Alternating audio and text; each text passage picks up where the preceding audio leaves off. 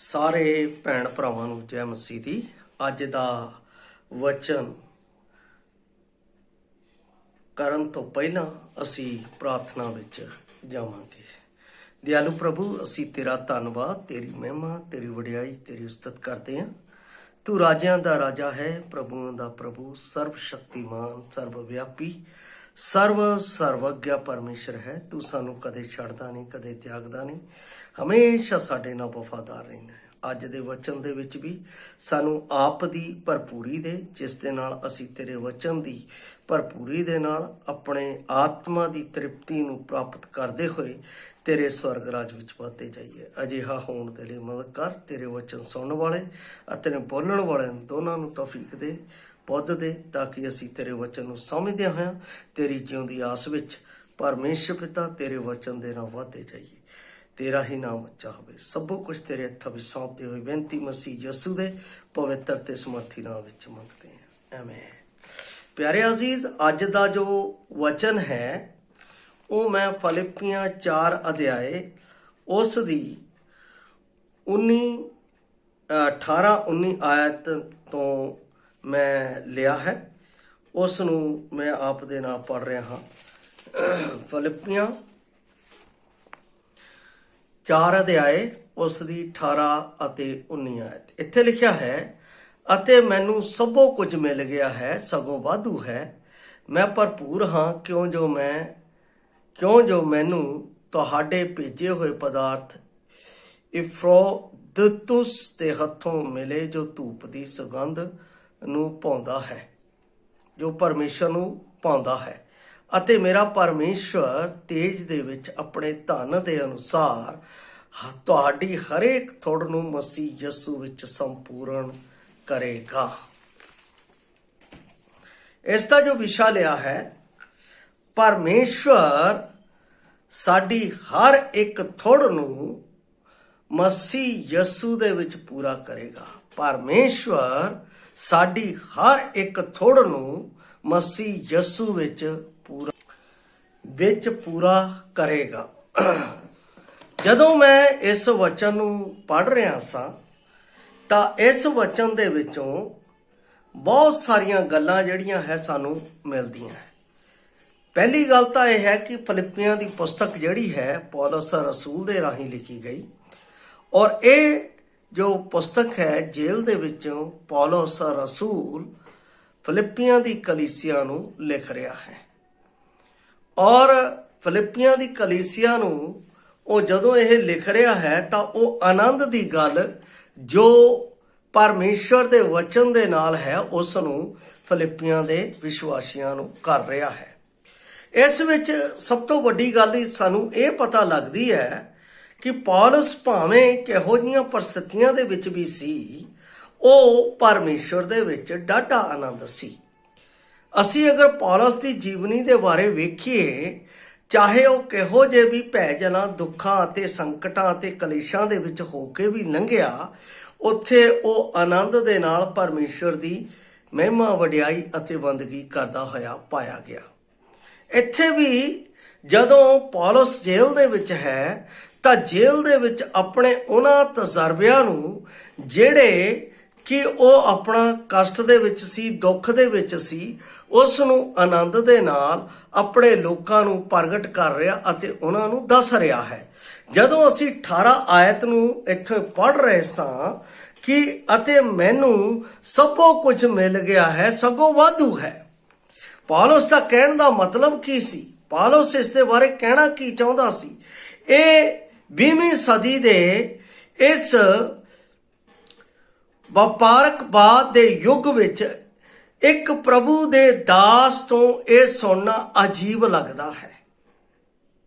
ਜੇ ਅਸੀਂ ਕਿਸੇ ਪਰਮੇਸ਼ਰ ਦੇ ਦਾਸ ਤੋਂ ਸੁਣੀਏ ਕਿ ਮੈਨੂੰ ਵਾਧੂ ਮਿਲ ਗਿਆ ਹੈ, ਮੈਨੂੰ ਪਰਮੇਸ਼ਰ ਨੇ ਬਹੁਤਾਇਤ ਨਾ ਦਿੱਤਾ ਹੈ, ਇਹ ਬਹੁਤ ਅਜੀਬ ਲੱਗਦਾ ਹੈ। ਮੈਂ ਕਈ ਅਜਿਹੇ ਲੋਕਾਂ ਨੂੰ, ਅਜਿਹੇ ਪ੍ਰਭੂ ਦੇ ਸੇਵਕਾਂ ਅਤੇ ਵਿਸ਼ਵਾਸੀਆਂ ਨੂੰ ਮਿਲਦਾ ਹਾਂ, ਅਤੇ ਜਦੋਂ ਉਹਨਾਂ ਨਾਲ ਗੱਲ ਹੁੰਦੀ ਹੈ ਤਾਂ ਉਹ ਇਹ ਕਹਿੰਦੇ ਸੁਣੇ ਆ, ਭਾਈ ਅਸੀਂ ਤਾਂ ਗਰੀਬ ਹਾਂ, ਸਾਡੇ ਵਿੱਚ ਬਹੁਤ ਸਾਰੀਆਂ ਤਰੁੱਟੀਆਂ ਹੈ। ਇਹ ਸੁਣਦਾ ਹਾਂ ਮੈਂ, ਔਰ ਕਈ ਵਿਸ਼ਵਾਸੀਆਂ ਦੇ ਵਿੱਚ ਵੀ ਸੁਣਦਾ। ਪਰ ਮੈਂ ਹਰ ਇੱਕ ਵਿਸ਼ਵਾਸੀ ਨੂੰ ਇੱਕ ਗੱਲ ਕਹਿਣਾ ਹਾਂ ਕਿ ਤੁਸੀਂ ਆਪਣੇ ਜੀਵਨ ਦੇ ਵਿੱਚ ਕਦੇ ਗਰੀਬ ਸ਼ਬਦ ਯੂਜ਼ ਨਹੀਂ ਕਰਨਾ ਹੈ,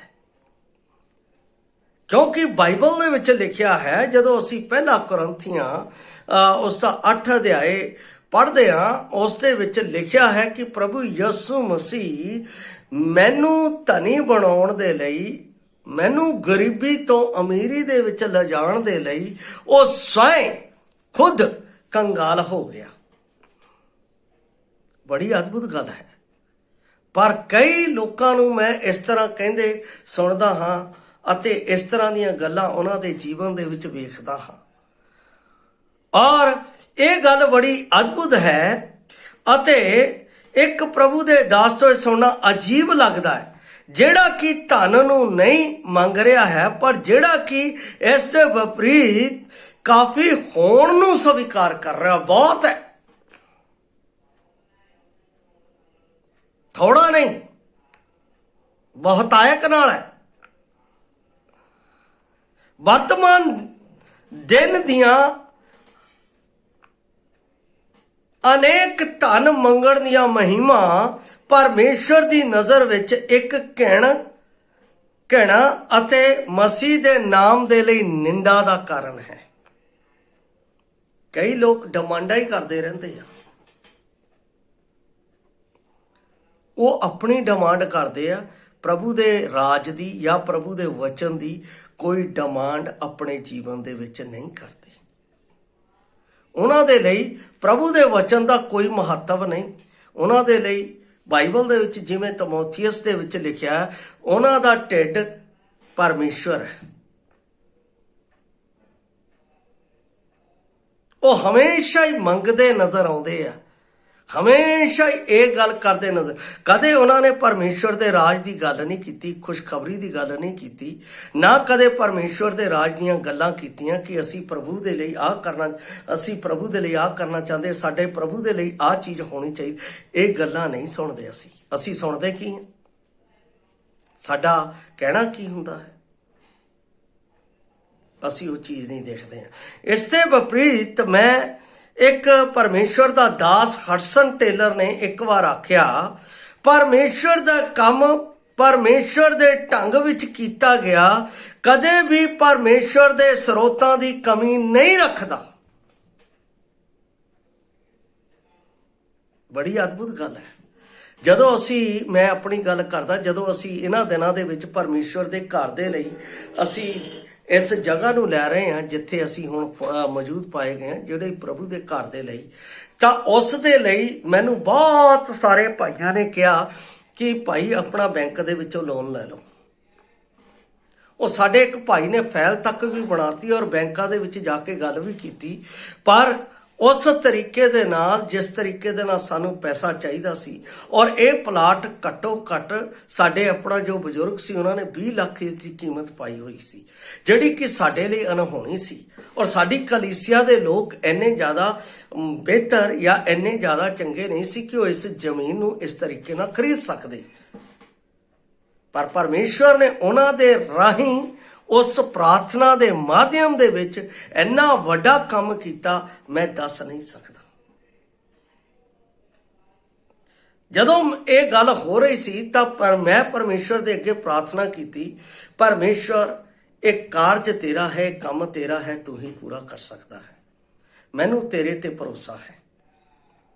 ਮੈਂ ਜ਼ਬੂਰ 23 ਉਸ ਵੇਲੇ ਯਾਦ ਕੀਤਾ ਜਿੱਥੇ ਪਰਮੇਸ਼ਵਰ ਨੇ ਕਿਹਾ, ਯਹੋਵਾ ਮੇਰਾ ਚਰਵਾਹਾ ਹੈ, ਮੈਨੂੰ ਕਦੇ ਕੋਈ ਥੁੜ ਨਾ ਹੋਵੇਗੀ। ਮੈਂ ਕਿਹਾ ਪ੍ਰਭੂ ਅਸੀਂ ਤੇਰੇ ਬੱਚੇ ਹਾਂ, ਤੇਰੇ ਭੰਡਾਰ ਦੇ ਵਿੱਚ ਕਿਸੇ ਗੱਲ ਦੀ ਕਮੀ ਨਹੀਂ, ਤੂੰ ਪੂਰਾ ਕਰ ਸਕਦਾ ਹੈ। ਔਰ ਪ੍ਰਭੂ ਨੇ ਬੜੇ ਅਦਭੁਤ ਰੀਤੀ ਦੇ ਨਾਲ ਇਸ ਰਕਮ ਨੂੰ ਅਜਿਹੇ ਆਪਣਾ ਭਾਈ ਭੈਣਾਂ ਦੇ ਰਾਹੀਂ ਪੂਰਾ ਕੀਤਾ, ਜਿਸ ਦਾ ਜ਼ਿਕਰ ਇੱਥੇ ਪੌਲਸ 18 ਆਇਤ ਦੇ ਵਿੱਚ ਕਰ ਰਿਹਾ ਹੈ। ਔਰ ਅਜਿਹੇ ਸਮੇਂ ਦੇ ਵਿੱਚ ਹੋਇਆ ਜਿਸ ਦੇ ਵਿੱਚ ਸਾਨੂੰ ਕਦੇ ਉਮੀਦ ਵੀ ਨਹੀਂ ਸੀ। ਇਹਦਾ ਮਤਲਬ ਮੇਰਾ ਪਰਮੇਸ਼ਵਰ ਮੇਰੇ ਮੰਗਣ ਤੋਂ ਪਹਿਲਾਂ ਮੇਰੀ ਜ਼ਰੂਰਤ ਨੂੰ ਜਾਣਦਾ ਔਰ ਮੇਰੇ ਬੋਲਣ ਤੋਂ ਪਹਿਲਾਂ ਉਸ ਨੂੰ ਪੂਰਾ ਕਰ ਦਿੰਦਾ ਹੈ। और मेरे परमेश्वर ने कहा, चिंता ना कर, मैनू तेरा फिक्र है।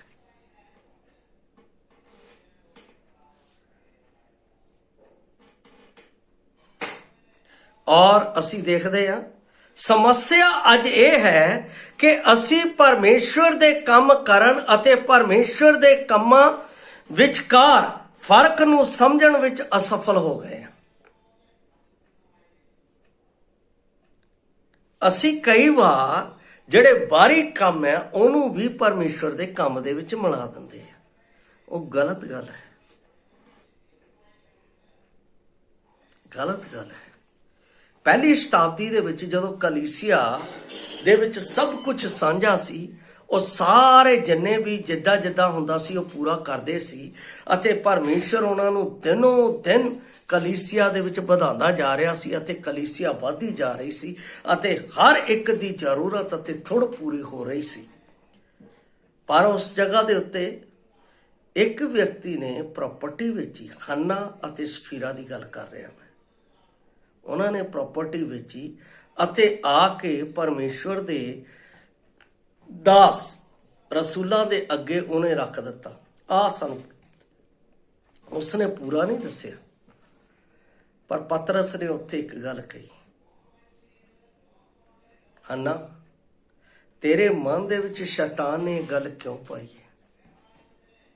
तू साडे नाल नहीं, तू परमेश्वर दे आत्मा नाल झूठ बोलिया। इहदा मतलब की है कि रसूल उन्हां दी पूंजी दे भुखे सी। इहदा मतलब की है रसूलां नूं उन्हां दी पूंजी चाहीदी सी? नहीं। ਜਦੋਂ ਅਸੀਂ ਸਾਰੇ ਇੱਕ ਮਨ ਇੱਕ ਚਿੱਤ ਹਾਂ ਤਾਂ ਸਾਡਾ ਸਭਨਾਂ ਦਾ ਦਰਦ ਇੱਕ ਹੋਣਾ ਚਾਹੀਦਾ ਹੈ।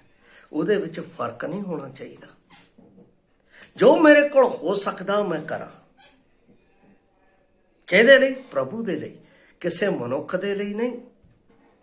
ਔਰ ਇਸ ਘਰ ਦੇ ਲਈ ਜਿੰਨੇ ਵਿਅਕਤੀ ਪ੍ਰਯਾਸ ਕਰ ਰਹੇ ਸੀ ਉਹ ਸਭ ਪ੍ਰਭੂ ਦਾ ਭੈ ਮੰਨਣ ਵਾਲੇ ਸੀ ਔਰ ਇਹ ਕਾਰਜ ਉਹਨਾਂ ਦੇ ਹੱਥੋਂ परमेश्वर ने पूरा किया।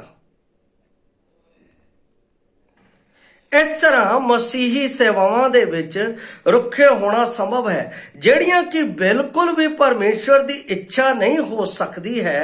जिथे किते भी धन की भरपूरी उत्थे सदा अजिहे कामां नूं आरंभ करन दा खतरा हुंदा है जिन्हां दी ईश्वरीय मंजूरी नहीं हुंदी है। कई बार परमेश्वर नहीं चाहता कि असी ये काम करिए, पर कई बार असी जबरदस्ती करते हैं कि इस दे राही साडा फायदा हो सके, साडा फायदा हो सके। ज़्यादातर मैं बहुत सारे अजिहे परमेश्वर के सेवकों ते दासां नूं जानदा हाँ जिन्हां ने इस तरीके दे नाल पूंजी इकट्ठी कीती है अते उन्हां ने परमेश्वर दे उस धन नूं अपने गलत तरीके दे लिए इस्तेमाल किया है और उसका सजा का हक उन्होंने मिलिया है। बाइबल दे विच लिखिया है, मैं न्यायी परमेश्वर हाँ। बाइबल दे विच लिखिया है, जे तुसी थोड़े तो थोड़े दे विच वफादार नहीं, जे तुहानू बहुता दिता जावे तां तुसी किवें वफादार होवोगे? कि तुहानू प्रभु यसू मसीह ते भरोसा नहीं कि वह मेरी हर एक नीड हर एक जरूरत नूं पूरा करेगा? उसने हर एक जगह के उत्ते अपने व्यक्ति ठहराए हुए हैं हर एक जरूरत नूं पूरा करन दे लई। मैं समझदा हाँ कि एलिया नबी परमेश्वर दा दास सी। जदों उसने राजा आहाब दे सामने इस गल नूं कहा कि तै परमेश्वर दे विरुद्ध गलत काम कीता है और तै अपना वो काम कीता है जिस काम तो परमेश्वर नूं घृणा आउंदी है, इसलिए हुण परमेश्वर तेरे इस राज दे विच 3.5 साल मींह नहीं भरावेगा, अकाल पवेगा। तद कि एलिया ने यह कहा परमेश्वर उहदे विच तां मैं भी मर जाना, मेरा की होऊगा, किद्दां होऊगा? पर नहीं, परमेश्वर दे उस भगत ने यह गल नहीं सोची। परमेश्वर ने एलिया नूं डायरैक्शन दिती, जा तेरे लिए मैं उत्थे एक विडो दे घर दे विच तेरा इंतजाम किया होया है। और एलिया परमेश्वर दे कहे अनुसार उत्थे रहा और उसने उथों परमेश्वर दे कोलों बहुतायक दे नाल भरपूरी नूं प्राप्त किया।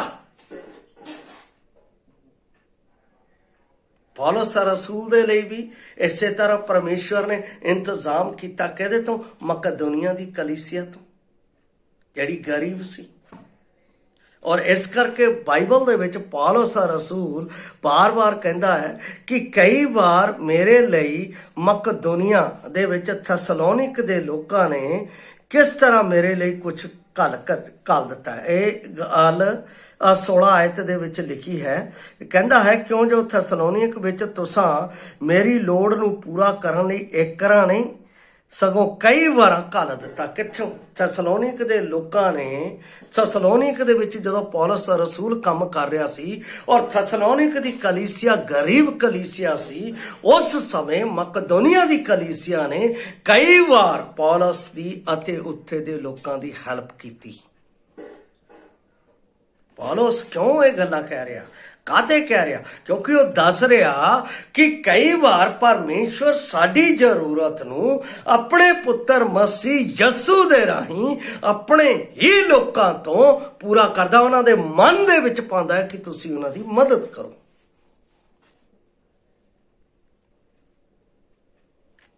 ਪਰਮੇਸ਼ਵਰ ਸਾਡੀ ਮਦਦ ਨੂੰ ਪੂਰਾ ਕਰਨ ਵਾਲਾ ਪਰਮੇਸ਼ਰ ਹੈ। ਇਸ ਲਈ ਮੈਂ 19 ਆਇਤ ਦੇ ਵਿੱਚ ਜਦੋਂ ਆਪਣਾ ਇਹ ਗੱਲ ਪੜ੍ਹਦਾ ਹਾਂ ਕਿ ਪਰਮੇਸ਼ਵਰ ਕੀ ਕਹਿੰਦਾ ਹੈ, ਕਹਿੰਦਾ ਹੈ ਪੌਲਸ ਰਸੂਲ ਦੇ, ਮੇਰਾ ਪਰਮੇਸ਼ਵਰ ਤੇਜ ਵਿੱਚ ਆਪਣੇ ਧਨ ਦੇ ਅਨੁਸਾਰ ਤੁਹਾਡੀ ਹਰ ਇੱਕ ਜ਼ਰੂਰਤ ਨੂੰ ਪੂਰਾ ਕਰੇਗਾ। ਕਿਹਨਾਂ ਨੂੰ? ਫਿਲਿੱਪੀਆਂ ਨੂੰ ਕਹਿ ਰਿਹਾ, ਫਿਲਿੱਪੀਆਂ ਦੀ ਕਲੀਸਿਆ ਨੂੰ ਕਹਿ ਰਿਹਾ। ਇਸੇ ਤਰ੍ਹਾਂ ਕਿਉਂਕਿ ਫਿਲਿੱਪੀਆ ਦੀ ਕਲੀਸਿਆ ਦੇ ਵਿੱਚ ਵੀ ਬਹੁਤ ਸਾਰੀ ਕਮਜ਼ੋਰੀ ਅਤੇ ਗਰੀਬੀ ਸੀ। ਜਦੋਂ ਪਰਮੇਸ਼ਵਰ ਨੇ ਪੌਲਸ ਰਸੂਲ ਦੇ ਰਾਹੀਂ ਇਹ ਗੱਲ ਕਹੀ, ਹੁਣ ਅਸੀਂ ਇਹ ਦੇਖਦੇ ਹਾਂ ਕਿ ਉਸ ਨੂੰ ਜੋੜਦਾ ਹੈ ਕਿ ਸੰਭਵ ਵੀ ਇਸ ਪੂਰੇ ਅਧਿਆਏ ਦੇ ਵਿੱਚ ਸਭ ਤੋਂ ਪ੍ਰਸਿੱਧ ਅਤੇ ਪਿਆਰੀ ਆਇਤ ਹੈ ਕਿ ਸਾਨੂੰ ਧਿਆਨ ਦੇਣਾ ਚਾਹੀਦਾ ਹੈ ਕਿ ਇਹ ਵਾਅਦਾ ਆਉਂਦੇ ਵਫਾਦਾਰ ਭੰਡਾਰੀਪਨ ਦੇ ਵਰਣਨ ਤੋਂ ਬਾਹਰ ਆਉਂਦਾ ਹੈ। ਦੂਜੇ ਸ਼ਬਦਾਂ ਵਿੱਚ, ਕਿਉਂਕਿ ਉਹਨਾਂ ਨੇ ਉਹਨਾਂ ਦੇ ਦੁਨਿਆਵੀ ਸਰੋਤਾਂ ਨੂੰ ਪ੍ਰਭੂ ਨੂੰ ਦਿੱਤਾ ਸੀ, ਇੱਥੋਂ ਤੱਕ ਕਿ ਇਸ ਹੱਦ ਤੱਕ ਜਦੋਂ ਉਹਨਾਂ ਦੀ ਆਪਣੀ ਰੋਜੀ ਰੋਟੀ ਖਤਰੇ ਵਿੱਚ ਸੀ, ਪਰਮੇਸ਼ਵਰ ਨੇ ਉਹਨਾਂ ਦੀ ਹਰ ਇੱਕ ਲੋੜ ਨੂੰ ਪੂਰਾ ਕੀਤਾ, ਹਰ ਇੱਕ ਲੋੜ। ਜਦੋਂ ਏਲੀਆ ਨੇ ਉਹਦੇ ਬਾਲ ਦੇ ਪੁਜਾਰੀ ਮਾਰ ਦਿੱਤੇ, ਉਹ ਭੱਜਿਆ ਅਤੇ ਕਦਰੋਨ ਨਾਲੇ ਦੇ ਵਿੱਚ ਜਾ ਕੇ ਛੁਪ ਗਿਆ, ਤਦ ਉੱਥੇ ਪਰਮੇਸ਼ਰ ਨੂੰ ਕਹਿੰਦਾ, ਪਰਮੇਸ਼ਰ ਮੈਂ ਕੱਲਾ ਬਚਿਆ, ਬਾਕੀ ਸਭ ਨਾਸ਼ ਹੋ ਗਏ। ਨਹੀਂ, ਪਰਮੇਸ਼ਰ ਨੇ ਤਸਵੀਰ ਦਿਖਾਈ। ਰੋਮੀਆਂ ਦੇ ਵਿੱਚ ਲਿਖਿਆ ਹੈ, ਕਹਿੰਦਾ 7000 ਨਬੀਆਂ ਨੂੰ ਗੁਫਾ ਦੇ ਵਿੱਚ ਛੁਪਾ ਕੇ ਰੱਖਿਆ ਗਿਆ, ਜਿੱਥੇ ਉਹਨਾਂ ਦੀ ਹਰ ਇੱਕ ਗੱਲ ਨੂੰ, ਹਰ ਇੱਕ ਉਹਨਾਂ ਦੀ ਭੋਜਨ ਦੀ ਵਿਵਸਥਾ ਨੂੰ ਪਰਮੇਸ਼ਵਰ ਨੇ ਪੂਰਾ ਕੀਤਾ। 7000 ਨਬੀਆਂ ਨੂੰ ਬਚਾਇਆ, ਜਾਜਕਾਂ ਨੂੰ। ਦੇਖੋ ਕਿੰਨਾ ਅਦਭੁਤ ਪਰਮੇਸ਼ਰ ਹੈ, ਜਿਹੜਾ ਮੇਰੀ ਅਤੇ ਤੁਹਾਡੀ ਨੀਡ ਨੂੰ ਜਾਣਦਾ ਹੈ, ਮੇਰੀ ਅਤੇ ਤੁਹਾਡੀ ਆਪਣਾ ਹਰ ਇੱਕ ਜ਼ਰੂਰਤ ਨੂੰ ਜਾਣਦਾ ਹੈ। ਉਸ ਨੂੰ ਪੂਰਾ ਕਰਨ ਦੇ ਲਈ ਪਰਮੇਸ਼ਵਰ ਆਪਣੇ ਪੁੱਤਰ ਪ੍ਰਭੂ ਯਿਸੂ ਮਸੀਹ ਦੇ ਵਿੱਚ ਸક્ષਮ ਹੈ। ਬਸ ਉਸ ਦੇ ਉੱਤੇ ਵਿਸ਼ਵਾਸ ਕਰੋ, ਵਿਸ਼ਵਾਸ ਕਰੋ, ਭਰੋਸਾ ਕਰੋ ਕਿ ਉਹ ਮੇਰੇ ਲਈ ਕਰ ਸਕੇਗਾ। ਕਦੇ ਵੀ ਆਪਣੇ ਜੀਵਨ ਦੇ ਵਿੱਚ ਇਹ ਨਾ ਆਖੋ ਕਿ ਪਰਮੇਸ਼ਵਰ ਮੈਂ ਗਰੀਬ ਹਾਂ, ਮੇਰੀ ਜ਼ਰੂਰਤ ਨਹੀਂ ਪੂਰੀ। ਪਰਮੇਸ਼ਵਰ ਦੇ ਅੱਗੇ ਗੋਡੇ ਟੇਕੋ, ਵਚਨ ਪੜੋ, ਪ੍ਰਾਰਥਨਾ ਕਰੋ। ਪਰਮੇਸ਼ਵਰ ਤੁਹਾਡੀ ਹਰ ਇੱਕ ਜ਼ਰੂਰਤ ਨੂੰ ਪੂਰਾ ਕਰਨ ਦੇ ਲਈ ਤੁਹਾਡੀ ਮਦਦ ਕਰਨ ਵਾਲਾ ਹੈ। ਅਸੀਂ ਕੀ ਕਹਿੰਦੇ ਹਾਂ ਜਦੋਂ ਪ੍ਰਾਰਥਨਾ ਕਰਦੇ ਹਾਂ, ਹੇ ਪਰਮੇਸ਼ਰ ਪਿਤਾ? ਉਹ ਮੇਰਾ ਪਿਤਾ ਹੈ ਔਰ ਪਿਤਾ ਜਾਣਦਾ ਹੈ ਕਿ ਆਪਣੇ ਪੁੱਤਰ ਦੀ ਜ਼ਰੂਰਤ ਕੀ ਹੈ ਔਰ ਕਿੱਦਾਂ ਔਰ ਕਿਸ ਸਮੇਂ ਕਿਸ ਤਰੀਕੇ ਨਾਲ ਪੂਰੀ ਕਰਨੀ ਹੈ।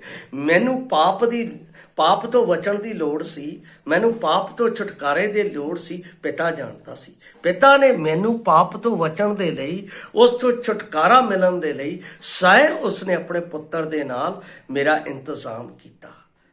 ਮੇਰੇ ਪਾਪ ਦੀ ਹਰ ਇੱਕ ਘਟੀ ਨੂੰ, ਹਰ ਇੱਕ ਬੁਰਾਈ ਨੂੰ ਉਸਨੇ ਆਪਣੇ ਪੁੱਤਰ ਦੇ ਵਿੱਚ ਮਾਫ ਕਰਕੇ, ਪਾਪਾਂ ਦੀ ਮਾਫੀ ਦੇ ਕੇ ਮੈਨੂੰ ਮੁੜ ਆਪਣੀ ਸੰਤਾਨ ਬਣਾ ਕੇ ਮੇਰੇ ਇਸ ਸਾਰੇ ਕਾਰਜ ਨੂੰ उसने माफ कर दिता है, सारे कर्ज नूं खत्म कर दिता है, ते मैनू एक उसने नवी जिंदगी दी है, नवी जिंदगी जिहड़ी कोई मेरे तो खो नहीं सकता, जिस दे विच मैं कदे मर नहीं सकता।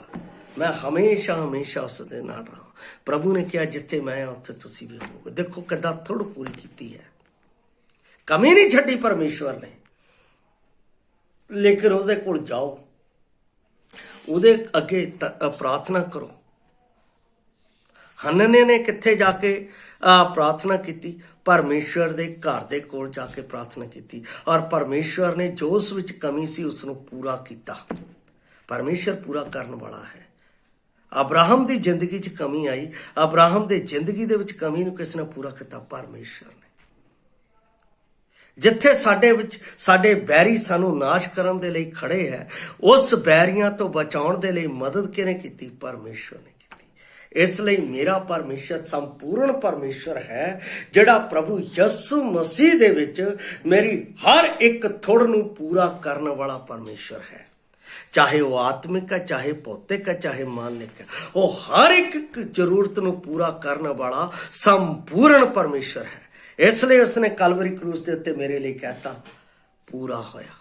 उसने पूरा किया। विश्वास के नाल जीवन जियो, परमेश्वर तुहाडी जरूरत नूं पूरा करेगा। अते जिहड़े परमेश्वर दे लई मदद करदे आ, परमेश्वर दे लोकां दे लई मदद करदे आ, बाइबल दे विच लिखिआ परमेश्वर उन्हां दी हर एक घटी दे विच बरकत दे के उन्हां नूं पूरा करेगा, उन्हां नूं कमी नहीं रहन देगा। मैं परमेश्वर दे एक गल करके मैं समाप्त करांगा। परमेश्वर दे दो दास होए इंग्लैंड दे विच,